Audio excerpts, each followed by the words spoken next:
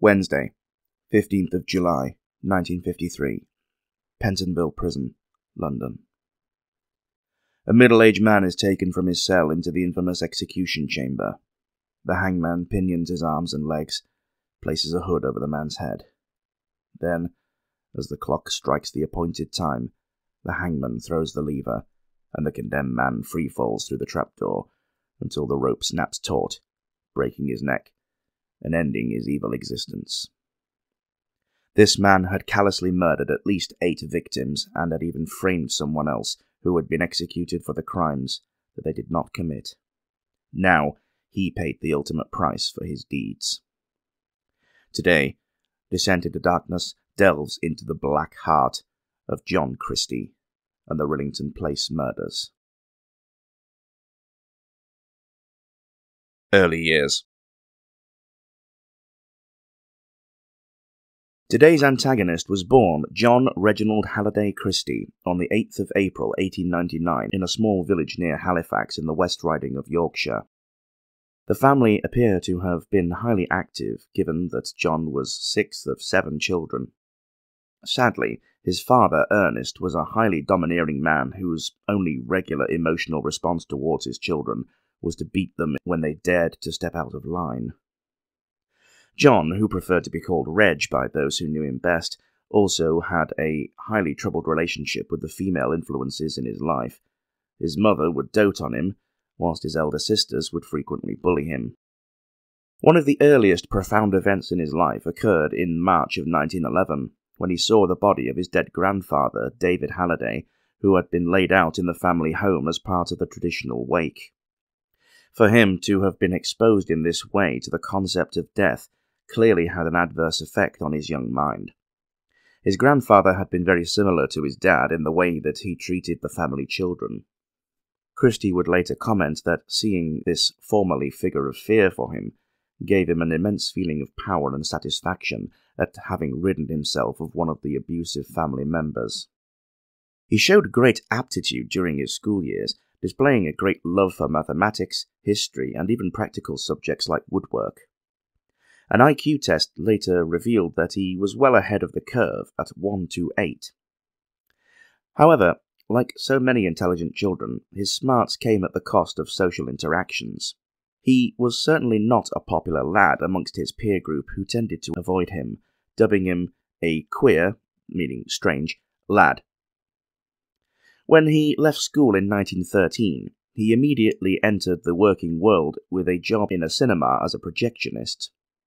However, his early adult life would show another personal shortcoming when it became apparent that he was impotent. This led to him gaining scornful nicknames such as Reggie No Dick and Can't Get It Up Christie. To be emasculated in such a way clearly drove Christie to become more and more resentful toward the world around him, particularly women, misdirecting his frustrations at those whom he blamed for his dysfunction. This would last with him throughout his life. If ever he could find he was able to perform sexually, it was usually with prostitutes. He became eligible to enlist in the British Army to serve during the First World War in September of 1916.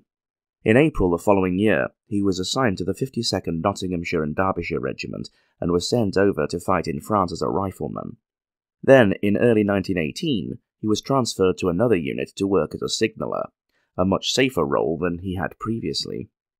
Despite this, in June of 1918, he was caught up in a mustard gas attack and spent a long time in recovery. It is claimed that this attack left him blind and mute for almost 3.5 years. When he did regain his voice, he claimed that he could no longer speak loudly, being reduced to a soft, almost kindly voice.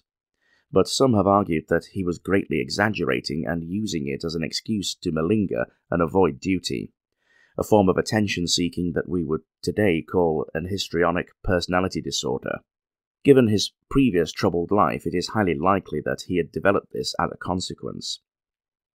Following his demobbing after the war in October 1919, Christie decided to join the RAF in 1923, but was released from service the following August as the armed forces were winding down. On the 10th of May 1920, Christie was married to a woman named Ethel Simpson in a civil ceremony at the registry office in Halifax. The marriage was not the happiest, as John was still suffering his impotence, but still Ethel managed to fall pregnant. Sadly, she would suffer a miscarriage in the early stages, which must have been a huge blow for both. John continued to see prostitutes as a way of relieving his pent-up frustrations.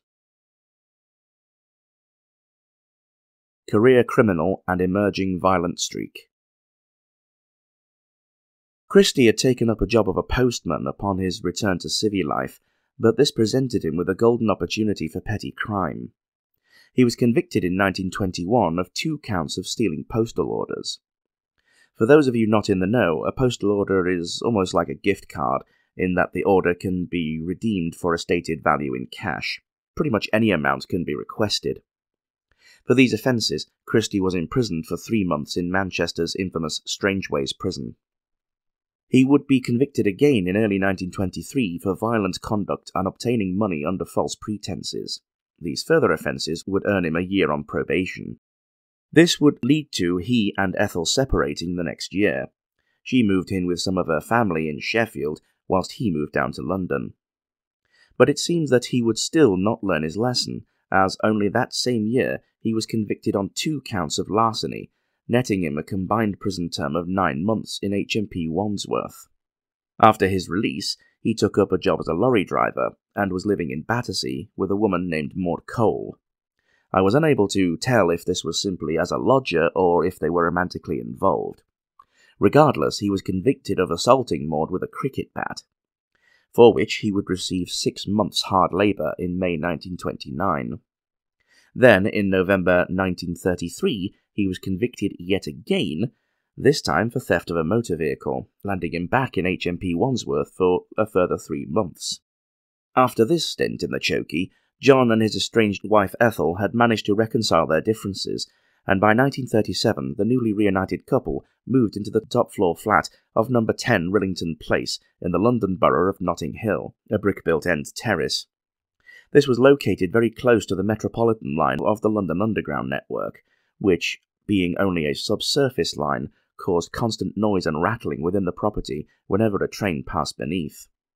In December of 1938, they moved into the ground floor flat of the same property. The whole area was very squalid and in dire need of modernisation, No. 10 itself being in a very poor state of repair and appeared to be slowly crumbling around them. The residents of all 3 flats of the 3-storey building having to share a single outdoor lavatory. No thank you. With the outbreak of the Second World War, Christie volunteered to join the War Reserve Police Force, not to be confused with the Special Constabulary, who failed to check his criminal record, and so he was let in. He began an affair with a married woman, Gladys Jones, whose husband, a soldier, was away during the war. He returned home on leave one day in mid-1943 and found his wife in bed with Christie, and gave the volunteer copper a sound beating and sent him packing with his ever-limp tail between his legs. First murders. Christie would continue to see prostitutes, even after he had gotten back together with Ethel. This would lead to his first murder victim. During the Second World War, he met 21-year-old Austrian Ruth First, who had earned extra money on the side with sex work. Christie claimed that he had met her in a cafe in Ladbroke Grove, and that she was touting for business, and that he had approached her. Ethel was away at the time visiting relatives, and so on the 24th of August 1943, Christie had invited Ruth back to his house for the assignation. According to Christie, after the deed was done, on an impulse, he strangled Ruth to death with some rope. When he was quite sure she was dead, he took up some floorboards in his living room and put the body under the floor, waiting for the cover of darkness the next night. He then retrieved the body and took it outside to bury it in the back garden. He resigned from the Reserve Police in late 1943, and the next year took up a job in a radio factory in Acton as a clerk. It was at this new workplace that he would meet and befriend his next victim, Muriel Amelia Eady. Muriel at that time was suffering from severe bronchitis, which caused her great discomfort and difficulty with everyday life. So, seeing his chance, Christie told her that he had a special medicine that could cure her ailment. He invited her round to his house on the 7th of October 1943. Again, Ethel was away, and he would give her this wonder treatment. Once at the house, he invited her to breathe from a strange jar with a rubber tube protruding from it. In fact, he had connected the rubber tube directly to the gas main, which at this time was coal gas, full of sulphurous compounds and carbon monoxide. He disguised the noxious smell of the gas by partially filling the jar with a common remedy known as Friar's Balsam, which has a similar effect to menthol. It did not take very long for Muriel to lose consciousness. Christie then raped and strangled her, burying her body in the small back garden alongside that of Ruth Forst. Framing and execution of Timothy Evans. Welsh-born Timothy Evans and his new wife Beryl had moved into the top-floor flat of 10 Rillington Place during Easter of 1948, Beryl very soon after giving birth to their daughter, Geraldine. Tim was, sadly, educationally subnormal, with an IQ hovering around 70. An alcoholic and highly suggestible to anyone who could take advantage of him, his condition meant that he was simply unable to hold down any high-paying jobs that required intimate knowledge and understanding of their duties. He was therefore forced to only rely on low-skilled manual labour jobs that paid next to nothing. This frustration led to his alcoholism and caused frequent, loud arguments between husband and wife. Tragically, this would play perfectly into John Christie's hands and lead to one of the grossest miscarriages of justice in British legal history. The newlyweds were struggling to make ends meet, which was made even worse when Beryl told Tim that she was pregnant once more. The couple panicked as they knew there was no way they could possibly afford to raise a second child. They confided in their neighbours, the Christies, of their impending financial woes and their despair in not knowing what they could do about it. Christie, ever the helpful soul, told them that he could perform an abortion to alleviate their problem. Abortion was illegal in the UK until 1968. Seeing little choice in the matter, they agreed to let Christie perform the operation. With Christie being left alone with Beryl at some point in late 1949, he had his impending victim all to himself. He tricked Beryl into inhaling from the same jar as he had used to incapacitate Muriel Eady, which he told her would numb the pain. Then, Christie, overcome with a huge sense of ultimate power, raped her as she lay there completely helpless. He then strangled her, and in a fit of rage, beat the corpse with his fists. Later that same day, he smothered baby Geraldine, killing her too. He wrapped both the bodies and dumped them in the tiny wash-house in the garden. Christie's insidious nature then took on another aspect, as he told Tim that his wife was dead and that he was responsible for it. He was able to convince Evans that because he had agreed to the procedure and encouraged his wife to go through with it, that he was the one that did it. A piece of manipulation which today we would call gaslighting.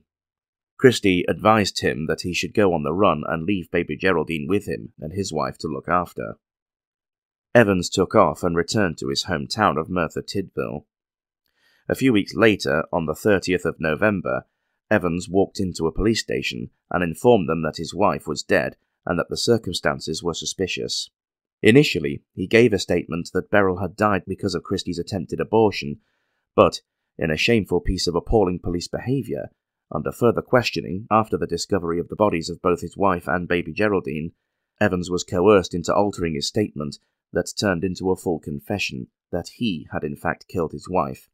It contained many legal and police jargon that Evans' barely literate mind could not possibly have known, let alone used in the correct context.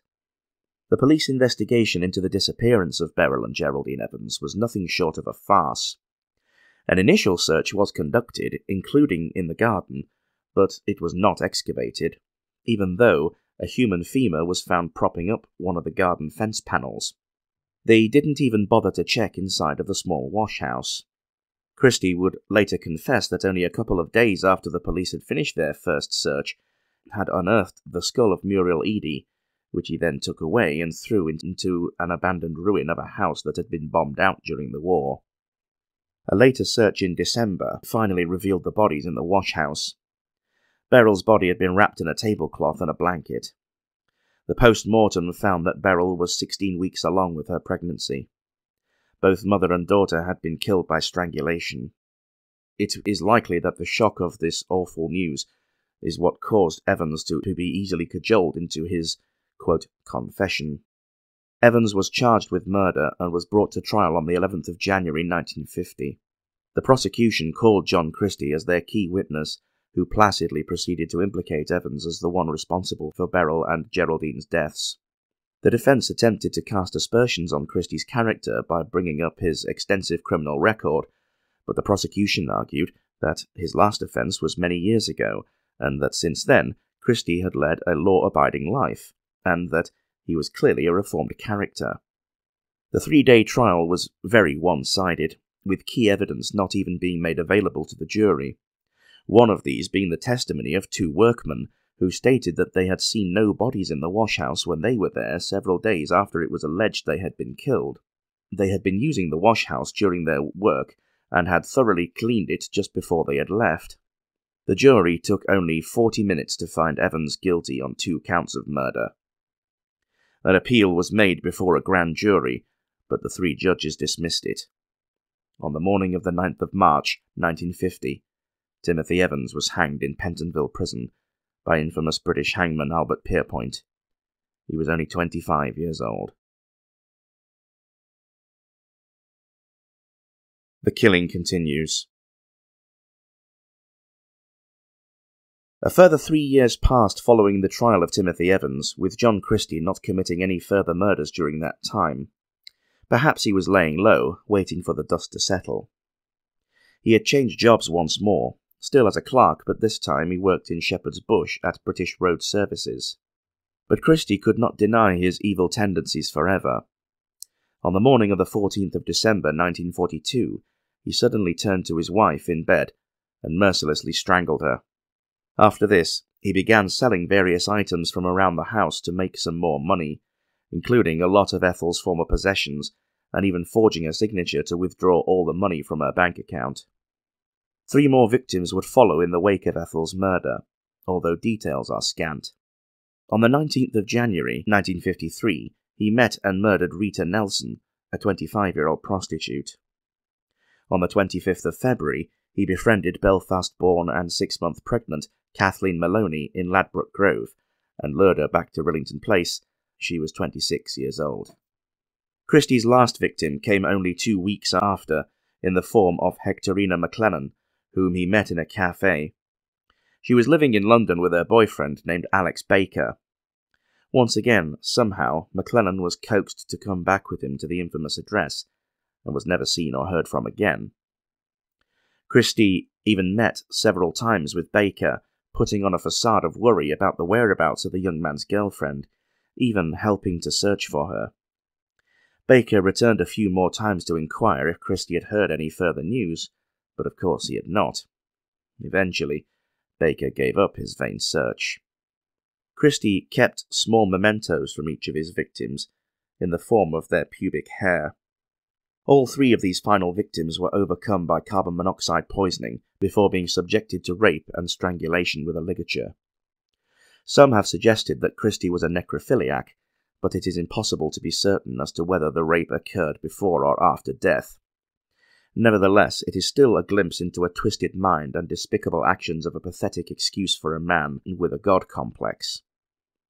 All 3 of the bodies were wrapped in various pieces of cloth and placed in a small alcove in the kitchen, which Christie then disguised by covering it over with wallpaper. By now he must have thought that he could continue killing time and time again with impunity. Thankfully, fate had other things in mind, and it would not take long to catch up with him. Arrest and trial. The horrific discovery of the remains of Christie's final victims came from the last remaining other tenant of No. 10 Rillington Place. The landlord was having some work done in the tiny kitchen of the other tenant, and gave them permission to use Christie's kitchen in the ground floor flat. However, either by accident or curiosity, the neighbour discovered the papered-over alcove while Christie was out, on the 21st of March 1953. The sight must have been truly terrifying. Immediately the alarm was raised. Knowing the history of the address, the police immediately thoroughly searched the rest of the property, This time they dug up the garden and found the bodies of First and Edie buried there, and also found Ethel Christie's body under the floorboards in the sitting room. Christie must have known that the jig was up, as he did not bother to return to Rillington Place that evening, instead becoming a vagrant, wandering aimlessly around London and sleeping rough. Wanted posters were plastered all around, and his picture was published in newspapers. Finally, on the 31st of March, 10 days after the discovery of the bodies, he was recognised by a policeman who arrested and dragged him away to the cop shop, where he was formally charged with murder. Under interrogation, he willingly answered questions, but insisted that the 5 bodies found at the property, not including Ethel, were prostitutes who had attempted to attack him and that he had killed in self-defence. Strangely, he described his wife's murder as a mercy killing, stating that she was choking to death at the time and that he could do nothing for her, and so had finished the job. When the question of Beryl Evans's murder arose, he once again described it as a mercy killing. But on the 27th of April, he finally confessed to Beryl and baby Geraldine's murders. Somewhat needless to say, his statements were riddled with inconsistencies, clearly not able to keep his ridiculous stories straight. His trial was scheduled for the 22nd of June that same year at the famous Old Bailey Court, in the exact same courtroom as Timothy Evans was tried only 3 years previous. This trial was only in relation to the murder of his wife. His defence counsel attempted to argue that their client was not guilty by reason of insanity. They brought the other murdered victims' cases in to support this plea. Dr. Matheson, the resident doctor of HMP Brixton, conducted a psychological analysis of Christie and concluded that he demonstrated traits indicating an hysterical personality, but ruled out insanity. The prosecution further argued that his attempts to conceal the bodies clearly showed that he knew the consequences of his actions. The trial lasted only 4 days, with the jury taking only an hour and 20 minutes to come to a unanimous verdict. Guilty. The court bailiff solemnly approached the bench and placed a black square of cloth on the top of Mr. Justice Finnemore's wig. "John Reginald Halliday Christie, a jury of your peers has found you guilty of murder. You will be taken from this place to a place of execution, where you shall be hanged by the neck until you are dead, and may God have mercy on your soul." Execution. On the morning of the 15th of July 1953, John Christie sat in his cell in Pentonville Prison, being attended by a priest. A little before 0900, the cell door was unlocked and swung open. 2 officers briskly entered the cell and escorted Christie out to the landing, where Albert Pierpoint was waiting for him. The hangman gave him a curt nod and said, "Follow me." He quickly led Christie and his escort into the execution chamber and positioned the condemned man over the trap-door.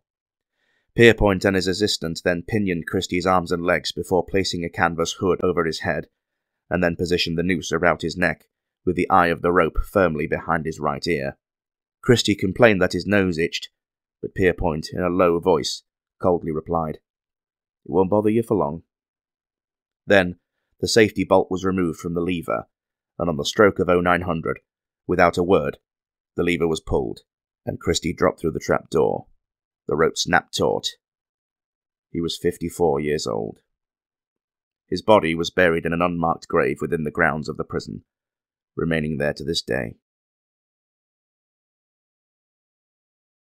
Legacy. And so the curtain falls on the pathetic existence of John Christie, a man who vented his pent-up frustrations and feelings of inadequacy towards women whom he defiled and murdered in the most callous of fashions. A warped mind that found its outlet in playing God with innocent lives. His ability to lure women into a false sense of security with his calm demeanour and soft, soothing voice gave him ample opportunity to incapacitate them and then brutally rape them before throttling them.